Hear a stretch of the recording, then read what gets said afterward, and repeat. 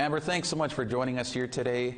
Can you share when you first started reporting from inside the Wet'suwet'en camps and what you've witnessed over the years as a BC Supreme Court injunction has been enforced? Yeah, of course. I started reporting from Wet'suwet'en territory in 2018. That was right around the time Coastal GasLink was applying for an injunction to remove occupiers from the territory that were opposing the pipeline construction.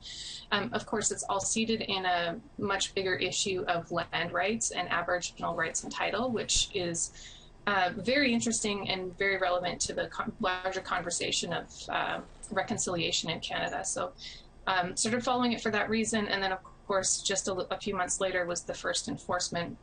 I've watched over the last 3 years several rounds of this militarized enforcement of this injunction, where you have militarized police forces coming in, using helicopters, police dogs, all kinds of different weapons, including sniper rifles, removing land defenders from the territory. Now, Amber, on November the 19th, you and filmmaker Michael Toledano were arrested by RCMP. Can you share what happened and how long you were held? Sure. So Hereditary Chief Slato, Molly Wickham, of the Gitumden clan, she was inside of a tiny house adjacent to the right-of-way with a small group of supporters. They had locked themselves inside, anticipating the arrival of police. When police arrived, they were told they needed a warrant. They said they'd go get one.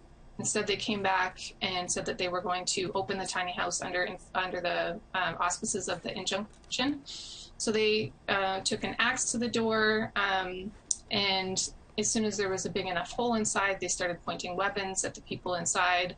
And then there was a chainsaw. Like I've honestly kept comparing it to Jack Nicholson in The Shining. The way they came through that door was really intense. And then they arrested everybody inside. Now, Michael Toledano and myself both identified ourselves immediately as journalists, as working media. Our desks and producers and the CAJ had also notified them that we would be in the territory. I had, actually, we both had press credentials on the outside of our person, as well as I had like an assignment letter in my pocket. I mean, none of it mattered. They knew exactly who I was, and they arrested us anyways. And then being that it was a civil charge, they took us in on Friday, and we weren't able to see a judge until Monday, which meant 3 nights and 4 days in cells. No, Amber. And also not being able to do the work as the story continued over the weekend. Right, and affidavits released in court last month also pointed to both of you being tracked by the RCMP. When did you learn that was taking place? I didn't find out that was happening for myself until that reporting came out after I'd been arrested and charged. Michael Toledano, I know, has filed an FOI request on himself in the past and has, hundreds of pages of documents of them tracking his activities on the territory. And obviously it's incredibly problematic and disconcerting when police are tracking the activities of journalists using non-criminal data. So there's files on me at all is very unsettling. And finally, Amber, how has your experience created concerns of freedom of the press here in Canada?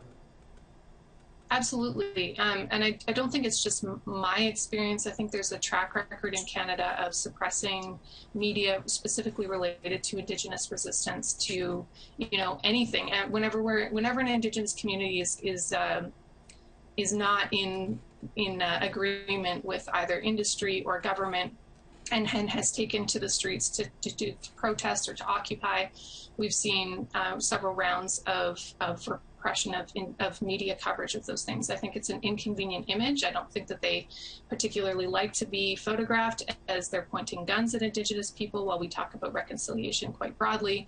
And ever since OCA, we have seen the criminalization and the attempt to discredit journalists that report closely on the activities of resistors. So the people who were inside the razor wire at OCA were criminalized, were discredited, and were eventually taken to court.